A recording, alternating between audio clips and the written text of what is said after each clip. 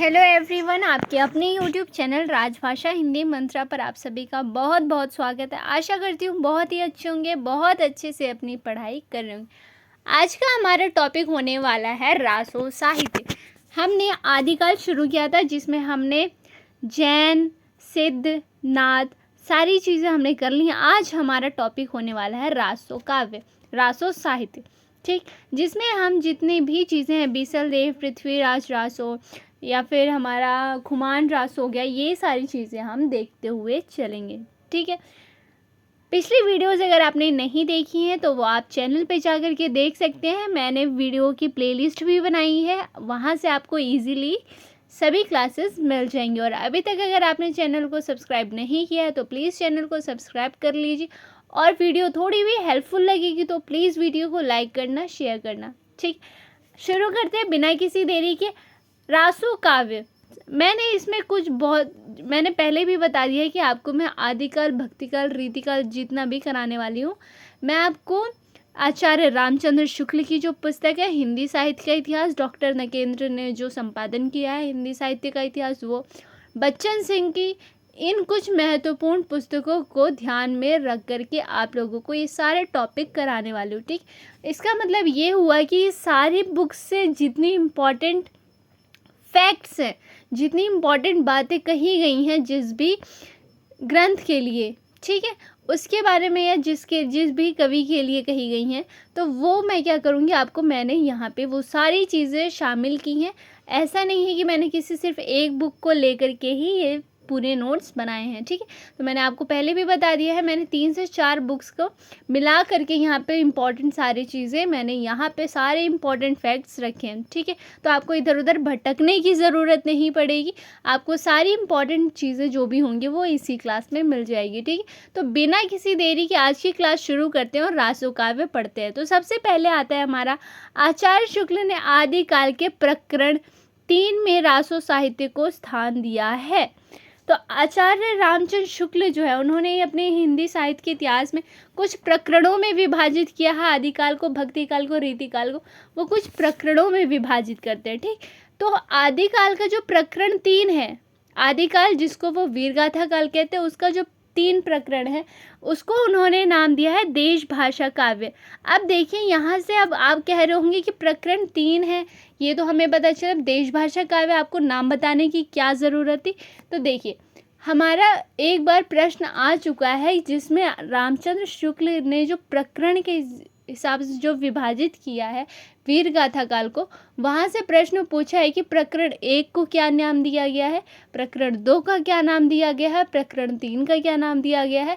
इसीलिए मैं आपको अभी ध्यान से बता रही हूँ, ताकि अगर जिसके पास बुक है वो तो अच्छी बात है, जिसके पास नहीं है तो उसको पता चल जाए कि प्रकरण 3 जो हमारा है वो देश भाषा काव्य है। ठीक, जिसके अंतर्गत, देश भाषा काव्य के अंतर्गत ही रासो साहित्य जितने हुए उन सभी का वर्णन रामचंद्र शुक्ल जी करते हैं। इतना क्लियर है। अब देखिए क्या है, रासो काव्य हिंदी के आदिकाल में रचित ग्रंथ है। इसमें अधिकतर वीर गाथाएं ही हैं। इसमें अधिकतर क्या है, वीर गाथाएं।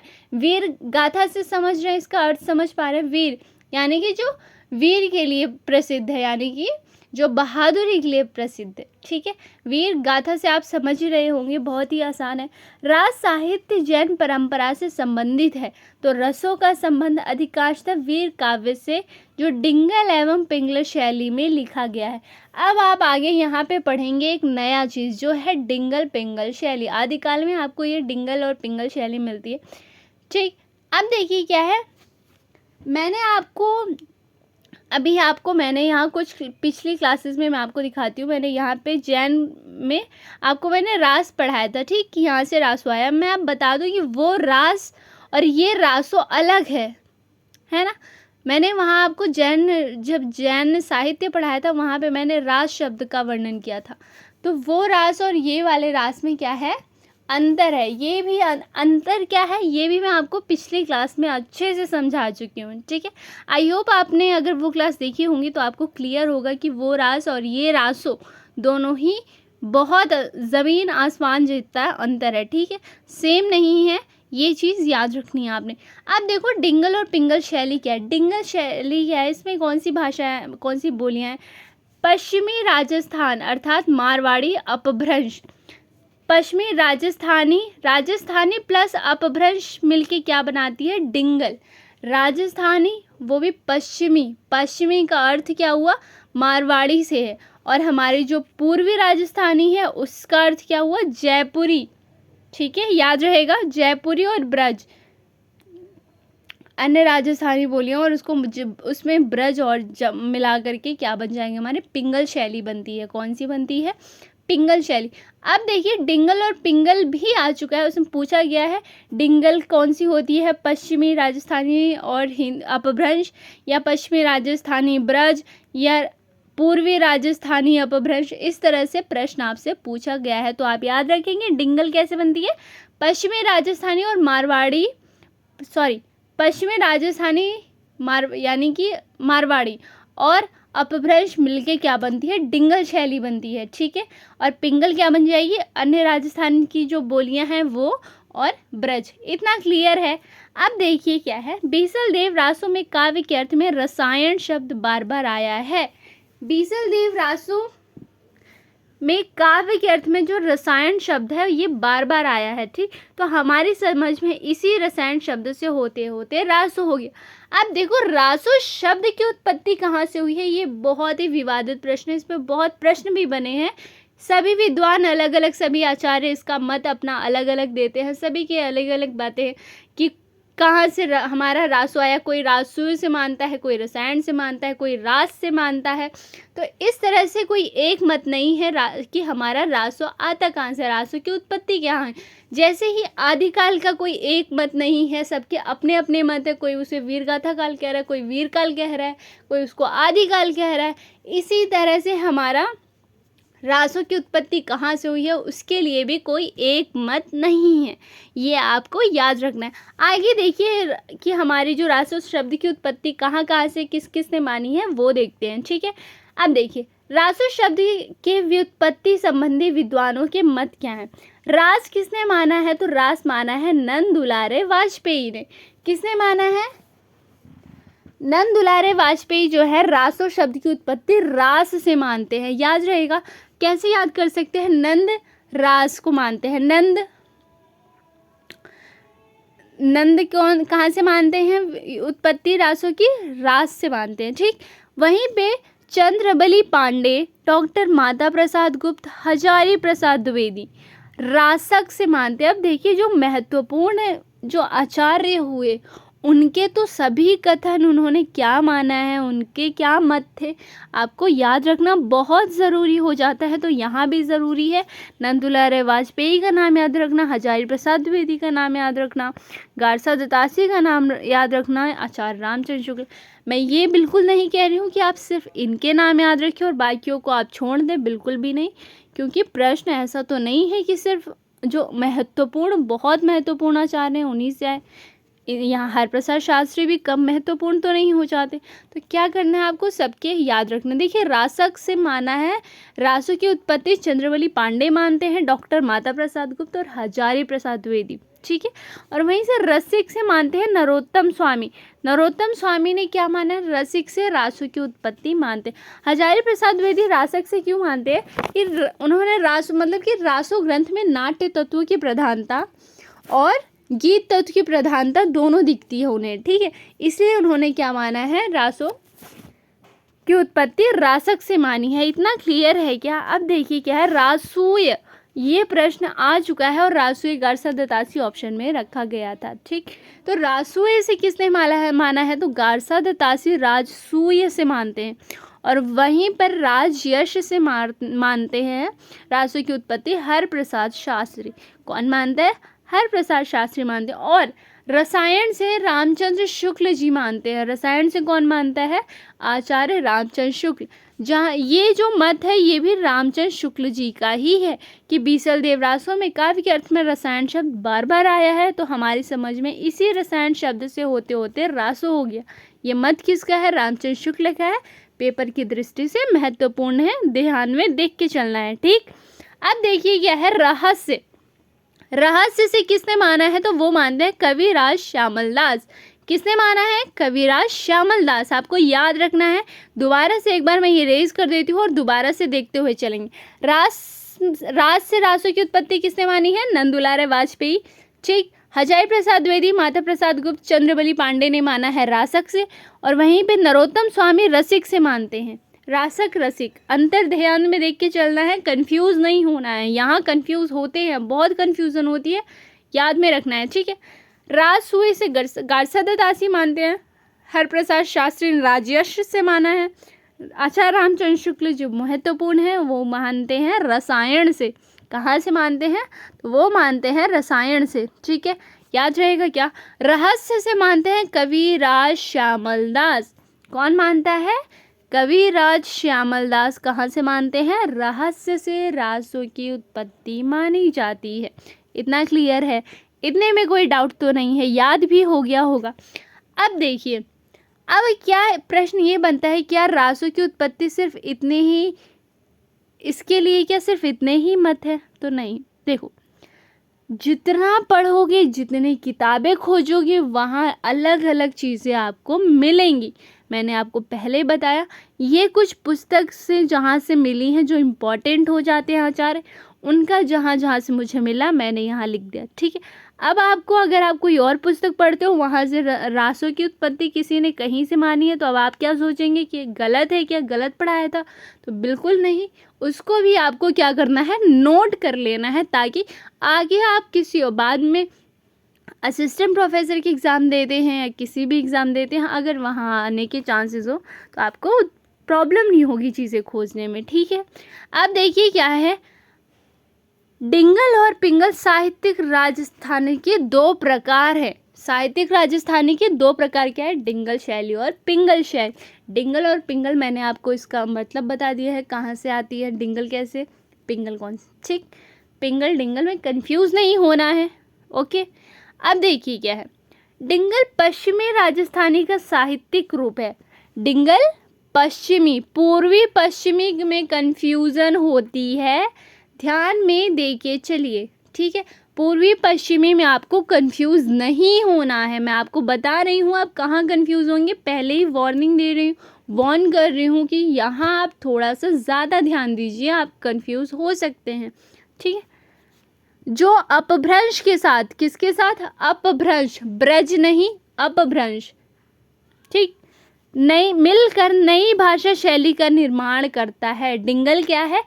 पश्चिमी राजस्थानी जमा अपभ्रंश मिल करके इन्होंने क्या, एक नई भाषा शैली बनाई, जिसका नाम है डिंगल।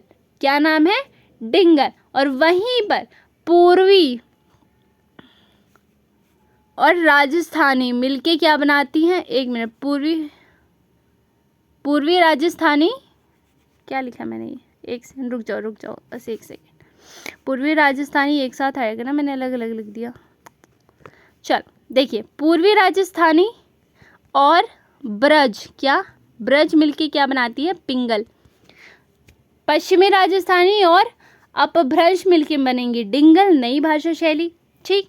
और पूर्वी राजस्थानी और ब्रज मिलके बनेगी हमारी पिंगल। इतना क्लियर है?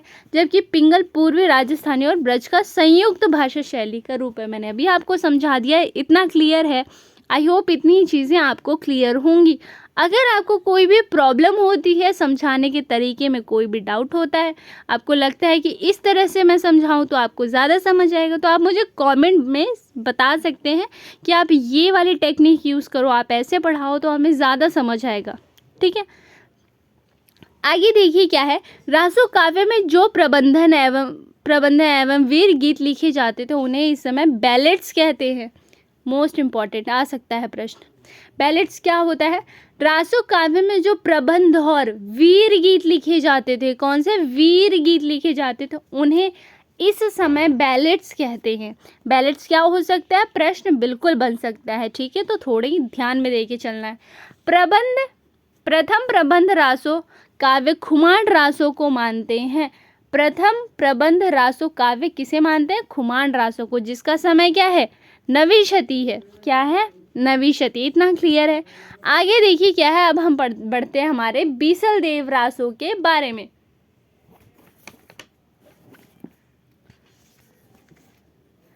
ये क्या है, 1212 ईस्वी में रचित ग्रंथ है। क्या है, 1212 ईस्वी में रचित ग्रंथ है।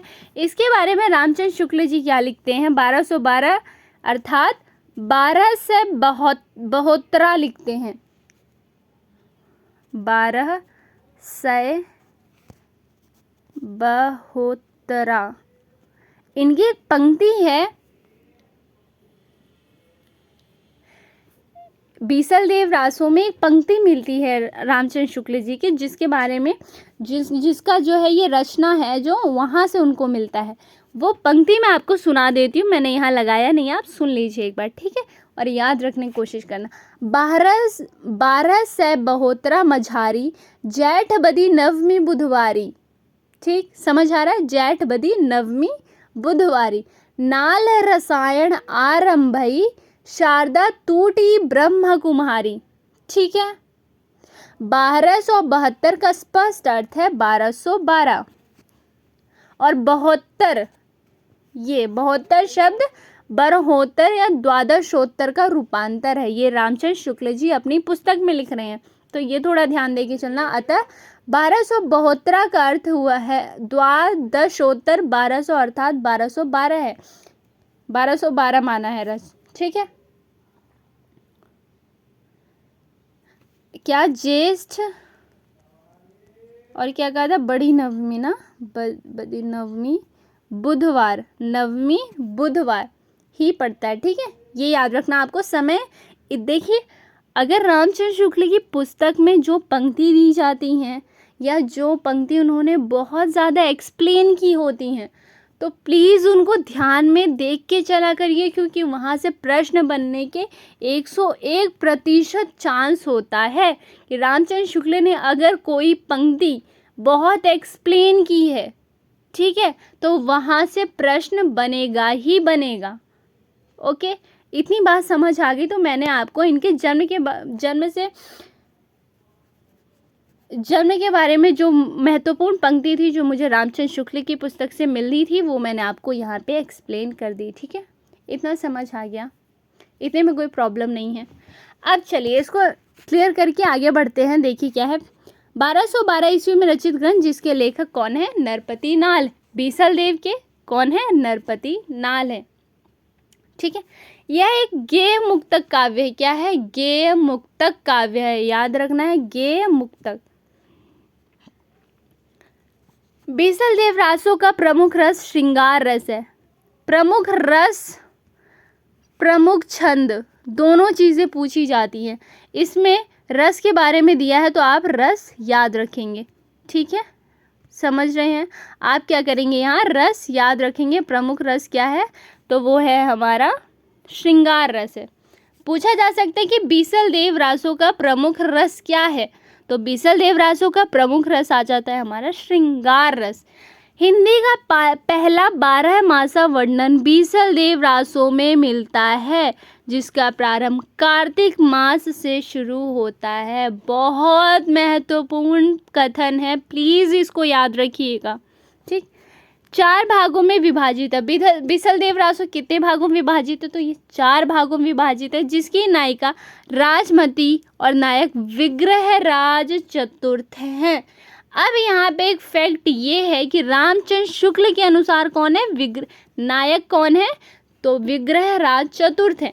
पर डॉक्टर नगेंद्र, कौन, डॉक्टर नगेंद्र और बच्चन सिंह विग्रहराज चतुर्थ मानते हैं, सॉरी विग्रहराज तृतीय।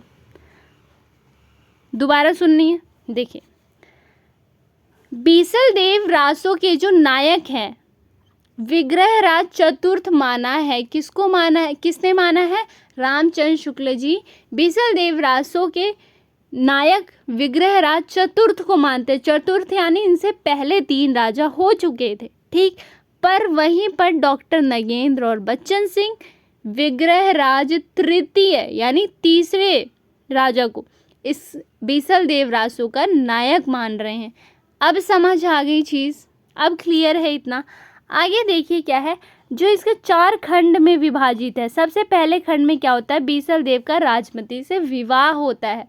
ठीक, मालवा के भोज परमार की पुत्री, क्लियर कर दूं, जो राजमती थी कहाँ की थी? मालवा के भोज परमार परमार की पुत्री थी। कौन थी? मालवा के भोज परमार की पुत्री राजमती से क्या होता है? बीसल देव का विवाह होता है। ये पहला खंड है। दूसरा क्या है?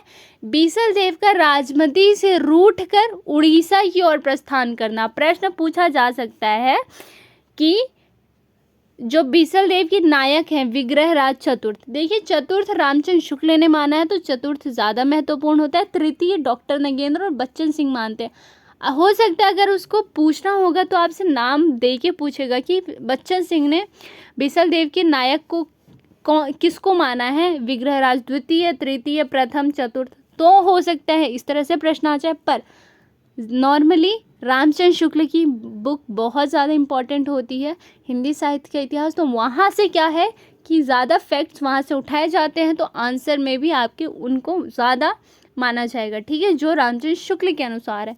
इतनी बात आपको समझ आ गई कि आपको कंफ्यूज नहीं होना है कि आपको आंसर क्या करना है। ठीक है, इसमें आप बिल्कुल कंफ्यूज मत होइए। अब देखिए क्या है, द्वितीय खंड है कि रानी के व्यंग में राजा का उड़ीसा चले जाना। पूछा जा सकता है कि राजा जो थे वो रानी से रूठकर यानी कि राजमती से रूठकर कहाँ चले जाते हैं। ठीक है, वहाँ वो ऑप्शन अपने मर्जी से दे देगा, वहाँ आप कंफ्यूज ना हुए, इसलिए याद रहे कि उड़ीसा जाते हैं। कहाँ जाते हैं? उड़ीसा। तृतीय खंड है रानी का विरह वर्णन, राजमती का विरह वर्णन तथा बीसल देव का उड़ीसा से लौटना। इसी में लौटना भी हो सकता है पूछा जाए कि बीसल देव रासों में नायक कौन से खंड में उड़ीसा से वापस लौटता है। ठीक है, तो वो भी तृतीय खंड में शामिल होगा, याद रखना है। ठीक है, चतुर्थ खंड में क्या है? भोज का अपनी पुत्री को अपने घर लिवा ले जाना तथा बीसल देव का वहां जाकर राजमती को फिर चित्तौड़ लाना। चित्तौड़ याद रखना है आपको। ठीक है, और मालवा, चित्तौड़ याद रखेंगे। चित्तौड़ और मालवा से कौन थी? मालवा के भोज परमार की पुत्री थी राजमती और चित्तौड़ के थे नायक विग्रहराज। ठीक है, इतना क्लियर है। चारों खंड आपको समझ आ गए, यहाँ तक कोई प्रॉब्लम तो नहीं है। आगे देखिए, बीसल देव रासों में क्या है? राजा विग्रहराज चतुर्थ का उपनाम बीसल देव था। विग्रहराज चतुर्थ का क्या उपनाम था? बीसल देव। ठीक है, बीसल देव रासो उन्हीं पर नाम है। इसमें विग्रहराज उड़ीसा चले जाते हैं नाराज होकर। उनके राजकवि नरपति नाल थे। इनके राजकवि कौन थे? नरपति नाल। ठीक, यह वीर गीत के रूप में लिखा गया है। रामचंद्र शुक्ल के अनुसार, अब रामचंद्र शुक्ल के अनुसार देखिए, बीसल देव रासो जो ग्रंथ है उसके कथन में रामचंद्र शुक्ल के क्या मत है, वो क्या कहते हैं? भाषा की परीक्षा करके देखते हैं तो बीसल देव रासो की भाषा साहित्यिक नहीं राजस्थानी है। समझ है ये बात? देखिए दोबारा देखिए, रामचंद्र शुक्ल कहते हैं कि भाषा की परीक्षा यानी कि बीसल देव रासो की भाषा देखें तो ये क्या साहित्यिक नहीं बल्कि कि ये राजस्थानी है। ठीक, आगे कहते हैं साहित्य की सामान्य भाषा हिंदी ही थी जो पिंगला भाषा कहलाती थी। बीसल देव रासों में भी बीच बीच में बराबर इस साहित्यिक भाषा को मिलने का प्रयत्न दिखाई पड़ता है। दोनों कथन बहुत महत्वपूर्ण है। आपसे प्रश्न पूछा जा सकता है कि ये कथन किसके बारे में है या कौन से ग्रंथ के बारे में है और किसने कहा है। ठीक है, समझ आ गई दोनों चीज़ें, तीनों प्रश्न आ गए। आगे कहते हैं ये घटनात्मक काव्य नहीं वर्णनात्मक है। ठीक, क्या कहते हैं? यह घटनात्मक काव्य नहीं है वर्णनात्मक है। इसमें दो ही घटनाएं हैं। कितनी? दो। ये कौन कह रहे हैं? रामचंद्र शुक्ल कह रहे हैं। बीसल देव का विवाह और उनका उड़ीसा जाना, और बीसल देव का विवाह दो ही घटना मान रहे हैं इस पूरे बीसल देव रासों में। कौन? रामचंद्र शुक्ल। आगे कहते हैं कि इसमें जो पहली बात थी वो कल्पना प्रसूत प्रतीत होती है। ठीक है, पहली बात कौन सी थी? कि मालवा के भोज परमार की पुत्री राजमती से सांबर की बीसल देव का विवाह होना। वो क्या कहते हैं कि बीसल देव से 100 वर्ष पहले ही धार के प्रसिद्ध परमार राजा भोज का देहांत हो चुका था। इसीलिए उन्होंने, रामचंद्र शुक्ल जी ने क्या कहा है कि पहली जो बात थी वो कल्पना मात्र है। आ रही है आपको बात समझ? क्लियर हो रही है? हो सकता है ये प्रश्न आ जाए एग्जाम में, क्योंकि कहीं से तो वो प्रश्न बनाएंगे। ठीक है, और डीप में बनाएंगे, तो इस ऐसे ही प्रश्न आएंगे। तो आपको क्या जो मैंने अभी बात बताई वो आपको याद रखनी है कि ये घटनात्मक काव्य नहीं वर्णनात्मक है, ये रामचंद्र शुक्ल मान रहे हैं। और क्या कह रहे हैं कि इसमें 2 ही घटना है, पहला ये बीसल देव का विवाह, दूसरा उनका उड़ीसा जाना। और इसमें जो कह रहे हैं कि पहली बात जो थी वो कल्पना प्रसूत होती है और बीसल देव में 100 वर्ष पहले ही धार के प्रसिद्ध परमार राजा भोज का देहांत हो चुका था। कौन कह रहे हैं? रामचंद्र शुक्ल। ठीक है, याद रहेगा। आगे देखिए, श्रृंगार की ही प्रधानता है, वीर रस किंचित आभास मात्र है। रामचंद्र शुक्ल क्या कह रहे हैं कि इसमें क्या है? श्रृंगार की ही प्रधानता है, वीर रस किंचित मात्र आभास मात्र है। हो सकता है पूछा जाए ये कथन रामचंद्र शुक्ल जी ने किसके बारे में कहा है, तो ये कहा है बीसल देव रासों में, कि इसमें तो सिर्फ श्रृंगार रस ही प्रधान है, वीर रस नहीं है, बस थोड़ा बहुत कहीं कहीं आपको वीर रस दिखाई देगा। ठीक है, आई होप आपको श्रृंगार रस और वीर रस में कोई कन्फ्यूज़न नहीं होगी, उसका अर्थ आपको बिल्कुल अच्छे से पता होगा। ठीक है, हिंदी साहित्य के आप स्टूडेंट है तो मैं ये मान के चल रही हूँ कि आपको ये चीज़ अच्छे से क्लियर है। नहीं भी है कोई बात नहीं, अभी मैं आपको रस भी कराऊंगी, जब हम काव्य शास्त्र पे पहुँचेंगे तो हम रस भी अच्छे से देखते हुए चलेंगे। ठीक है, आगे देखिए, शुक्ल बीसल देव रासों में काव्य के अर्थ में रसायन शब्द बार बार आया था। हमारी समझ में इसी रसायन शब्द से होते होते रास हो गया। मैंने ये आपको पहले ही अच्छे से एक्सप्लेन कर दिया है कथन। ठीक है, कि रामचंद्र शुक्ल का। अब देखिए क्या है इसके लिए महत्वपूर्ण है, माता प्रसाद गुप्त ने बीसल देव रासों के 128 छंदों को लेकर संपादन किया है। किसने किया है? माता प्रसाद गुप्त ने किया है। कितने छंदों को लेके किया है? तो 128 छंदों को। इतना क्लियर है, बीसल देव रासों के बारे में जितने महत्वपूर्ण कथन बन सकते थे, जितने फैक्ट्स बन सकते थे, वो सभी मैंने इस 2 स्लाइड में रखने की कोशिश की है। ठीक है, यहाँ तक मैंने आपको महत्वपूर्ण पंक्ति भी बता दी है, तो आपको क्या करना है, ये चीज़ ध्यान में देख के चलनी है। ठीक है,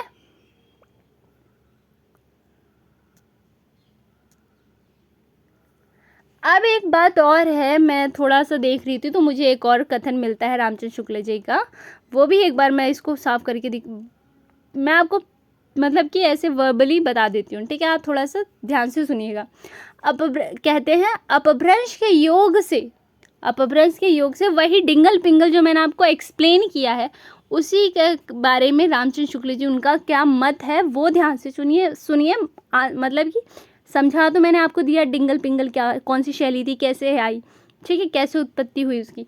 अब रामचंद्र शुक्ल जी के किस तरह से उसको एक्सप्लेन कर रहे हैं, उनका क्या मत है वो आप ध्यान से सुनिए। ठीक है, अपभ्रंश के योग से शुद्ध राजस्थानी भाषा को जो साहित्यिक रूप था वह डिंगल कहलाता था। डिंगल क्या कह रहे हैं? अपभ्रंश के योग से शुद्ध राजस्थानी का प्रयोग किया है इन्होंने। ठीक है, भाषा को जो साहित्यिक रूप था वो था डिंगल। आया समझ? आगे कहते हैं, हिंदी साहित्य के इतिहास में केवल पिंगल भाषा में लिखे हुए ग्रंथों का ही विचार कर सकते हैं। ठीक है, यह आपको एक कथन है जो कि बहुत इंपॉर्टेंट है, याद रखिएगा, हो सकता है पूछा जा सकता। डिंगल पिंगल आपको समझ तो आ गया कैसे शैली है, कैसे उत्पत्ति हुई। ठीक है, उत्पत्ति हुई उसकी, पर इसके बारे में रामचंद्र शुक्ल जी का मत क्या है वो मैंने आपको एक्सप्लेन किया, वो मैंने आपको बताया है, तो पूछा जा सकता है। ठीक है, अब डिंगल के बारे में पूछा जा सकता है कि डिंगल के लिए ये मत किसका है। अब दोबारा से एक बार सुन लो, मैं दोबारा से बता देती हूँ। अपभ्रंश के योग से शुद्ध राजस्थानी भाषा का जो साहित्यिक रूप था वह डिंगल कहलाता था। ठीक है, और हिंदी साहित्य के इतिहास में केवल पिंगल भाषा में लिखे हुए ग्रंथों का ही विचार कर सकते हैं। ये कौन कहता है? ये कह रहे हैं रामचंद्र शुक्ल। ओके, इतनी चीज़ें क्लियर है। अब हम बढ़ते हैं हमारे खुमान रासों की ओर। ठीक है, यह 9वीं सदी की रचना है। यह एक विशाल प्रबंध काव्य है। वो क्या था? गे मुक्तक, वो था गे मुक्तक, और ये क्या है? प्रबंध काव्य है। ठीक है, जिसमें चित्तौड़ नरेश खुमान द्वितीय की वीरता का वर्णन है। किसकी? चित्तौड़ नरेश खुमान द्वितीय की वीरता का वर्णन है। द्वितीय, तृतीय, चतुर्थ, प्रथम कंफ्यूज नहीं होना है इसमें। वो प्रश्न आपको क्या लगता है आपको नायक का नाम बदल के देगा? बिल्कुल नहीं, यहाँ सबके नायक के नाम क्या है? प्रथम, द्वितीय, तृतीय उनके पीछे लगा है, तो आपको यहाँ कंफ्यूज करेगा, वो पीछे के नाम में प्रथम द्वितीय तृतीय लगा देगा, आपको वो नायक का नाम नहीं बदल के दे देगा, आप वो नाम वही रखेगा, पीछे बस जो है प्रथम द्वितीय तृतीय में वो आपको कंफ्यूज करेंगे। ठीक है, तो आपको ये चीज़ याद रखनी है। अब यहाँ पे एक और चीज़ बनती है, रामचंद्र शुक्ल क्या कहते हैं कि संवत 810 1000 के बीच में चित्तौड़ के रावल खुमान नाम के 3 राजा हुए थे। कितने हुए थे? 3 राजा। और यहाँ कितने? द्वितीय की वीरता का वर्णन है। और उन्होंने, रामचंद्र शुक्ल ने कितने माने? 3 राजा माने, याद रहेगा। नगेंद्र ने इसमें 5000 छंद माने हैं। नगेंद्र ने कितने छंद माने हैं? 5000। ठीक है, अब देखिए, खुमान ने 24 युद्ध किए और विक्रम संवत 869 से 893 तक राज्य किया था। किसने? खुमान ने 24 युद्ध किए थे। कितने? 24। और एक बार मैं इसको क्लियर कर दूं क्या? देखिए, हाँ, 24 युद्ध, ठीक है, 869 से 893 था ना,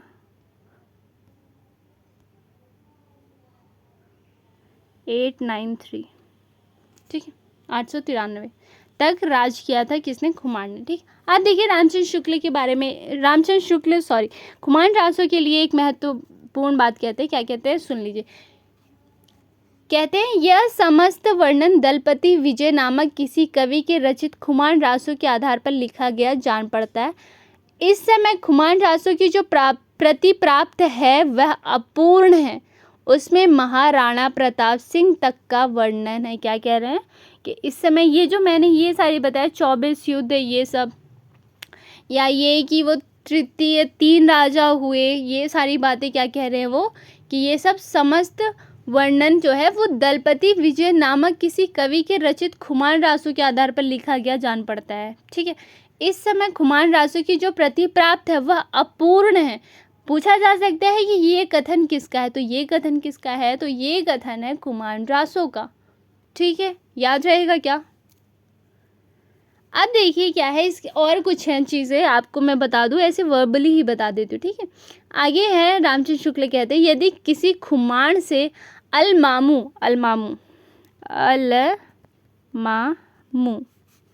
ठीक है की सेना से लड़ाई हुई होगी तो उसी के नाम पर खुमान रासो की रचना हुई होगी। खुमान रासो की रचना के बारे में रामचंद्र शुक्ल का क्या मत है? यदि किसी खुमान से अलमामू की सेना से लड़ाई हुई होगी तो उसी के नाम पे खुमान रासो की रचना हुई है। आगे कहते हैं, शिव सिंह सरोज के कथानुसार एक अज्ञात नामा भाट ने खुमान रासो नामक काव्य ग्रंथ लिखा था, जिसमें श्री रामचंद्र से लेकर, कहाँ से? श्री रामचंद्र, मैं सिर्फ बोल रही हूँ, आप लिख सकते हैं, नहीं तो आप सिर्फ समझने की कोशिश भी कर सकते हैं। बस माइंड में आपको क्या करना है, ये चीज़ें याद रखनी है। ठीक है, श्री रामचंद्र से लेकर खुमान तक के युद्धों का वर्णन था। यह नहीं कहा जा सकता कि दलपति विजय असली खुमान रासो का रचयिता था अथवा उसके पिछले परिशिष्ट का। अब देखो रामचंद्र शुक्ल को क्या है, वो कह रहे हैं कि नहीं कहा जा सकता कि दलपति विजय असली खुमान रासो के रचयिता थे। प्रश्न पूछा जा सकता है, आपको माइंड में रखना है। ठीक है, मेरे हिसाब से खुमान रासो में इतनी ही बातें इंपॉर्टेंट थी। ठीक, अब देखते हैं विजयपाल रासो। इसकी रचना नल सिंह ने किया, इतना ही, इसके लिए इतनी बात आपको याद रखनी है, नल सिंह ने किया है विजयपाल रासो की रचना। ठीक है, परमाल रासो आता है आगे। इसके लेखक कौन है? जगनीक है। परमाल रासो के लेखक कौन है? जगनीक है। इसमें आल्हा उदल नामक 2 वीरों की कहानी है। आल्हा उदल नामक 2 वीरों की कहानी, जो कहाँ के रहने वाले थे? महोबा के। कहाँ के रहने वाले थे? आल्हा और उदल जो 2 वीर हुए तो वो कहाँ के रहने वाले थे? ये थे महोबा के रहने वाले थे। ठीक है, आल्हा खंड परमाल रासो से विकसित माना जाता है। आल्हा खंड कहाँ से माना जाता है विकसित? परमाल रासो से, जिसका संपादन 1865 में चार्ल्स इलियट ने किया। ओके, इतनी चीज़ें आ गई, क्लियर हो गई। अब देखिए क्या, श्याम सुंदर दास ने परमाल रासो नागरी प्रचारणी सभा द्वारा संपादित या प्रकाशित कराया था। इम्पॉर्टेंट तो हो गया है ना। संपादन जहाँ आ गया, जहाँ श्याम सुंदर का नाम आ गया, नागरिक प्रचारणी सभा का नाम आ गया, तो वो ये चीज़ इम्पॉर्टेंट कैसे नहीं रहेगी। तो आपको ये चीज़ याद रख के चलनी है। आला लोकगीत के रूप में बैसवाड़ा पूर्वांचल में गाया जाता था। आला कहाँ गाया जाता था? तो आला गाया जाता था बैसवाड़ा पूर्वांचल में। हजारी प्रसाद द्विवेदी पृथ्वीराज रासो की तरह इसे भी अर्ध प्रमाणिक मानते हैं। हजारी प्रसाद द्विवेदी ने क्या पृथ्वीराज रासो की तरह इसको भी क्या माना है? अर्ध प्रमाणिक माना है। ठीक है। आला खंड का अंग्रेजी अनुवाद वाटरफील्ड ने किया है। किसने? आला खंड का अंग्रेजी अनुवाद किसने किया है? महत्वपूर्ण है, याद रखना है आपको। ठीक। अब देखिए इसके लिए एक महत्वपूर्ण पंक्ति है। 12 बरस लो कुकुर होता है ये, कुकुर जीव अरु 16 लो जिए सियार, बरस 18 छत्री जीवे आगे जीवे को धिक्कार। इसका अर्थ तो सभी को समझ ही आ रहा होगा। ठीक, मुझे इतना कोई एक्सप्लेन। कुकुर गांव में इसको क्या कहते हैं? इसको कहते हैं कुकुर। ठीक है। सियार तो सबको पता है। बरस 18 छत्री जीवे आगे जीवे को धिक्कार। ठीक है। ये बहुत बार पंक्ति आई है, तो आप इसको क्या करेंगे? याद रखेंगे। ठीक है। और ये रामचंद्र शुक्ल में के पुस्तक में भी थी, तो वहाँ से भी मैंने सोचा रखना ज़रूरी है। ठीक है, याद रहेगा। आला खंड में 52 लड़ाइयों का वर्णन है। कितने? 52 युद्धों का वर्णन है। वाटरफील्ड आला खंड को पृथ्वीराज रासो का एक खंड मानते हैं। महत्वपूर्ण हो गई चीज़। वाटरफील्ड आला खंड को पृथ्वीराज रासो का एक खंड मानते हैं। पूछा जा सकता है कि किसने पृथ्वीराज रासो का एक खंड माना है आला खंड को। ये भी पूछा जा सकता है कि वाटरफील्ड आला खंड को किस रासो का एक खंड मानते हैं। 2-3 तरह से प्रश्न आ सकता है ना, तो ये क्या होगा? याद करना ज़रूरी हो जाएगा। ठीक है। अब रासों में कुछ चीज़ें बची हैं हमारी, जिसको हम क्या चंद बरदाई की हो गई, पृथ्वीराज रासो हो गई, या फिर हमारी क्या मधुकर कवि की हो गई। कुछ थोड़ा बहुत चीज़ें बची हैं जो कि मैं आपको नेक्स्ट क्लास में कराऊंगी। सो मिलते हैं नेक्स्ट क्लास में। तब तक के लिए thank you so much for watching. अच्छे से पढ़ते रहिए, मेहनत करते रहिए, और आई होप आपको वीडियो अच्छी लगी हो, आपको क्लास समझ आई है, चीज़ें क्लास में याद हुई हैं। मैंने बहुत कोशिश की है कि आपको चीज़ें क्लास में याद हो जाएं और बाद में आपको प्रॉब्लम्स ना आए। ठीक है। अगर आपको वीडियो अच्छी लगी तो प्लीज़ प्लीज़ प्लीज़ वीडियो को लाइक करना, शेयर करना, और चैनल को अभी तक सब्सक्राइब नहीं किया तो चैनल को सब्सक्राइब कर लीजिए, और वीडियो को प्लीज़ शेयर कीजिए ताकि और बच्चों तक भी हमारी क्लासेस पहुंच सकें। ठीक है। मिलते हैं कल की क्लास में, जिसमें हम आगे कुछ रासों की जो बचे हुए हैं उनको कवर करने की कोशिश करेंगे। फिर हम अपना भक्ति काल भी आरंभ करेंगे। ठीक है। तब तक के लिए thank you so much for watching. Bye bye.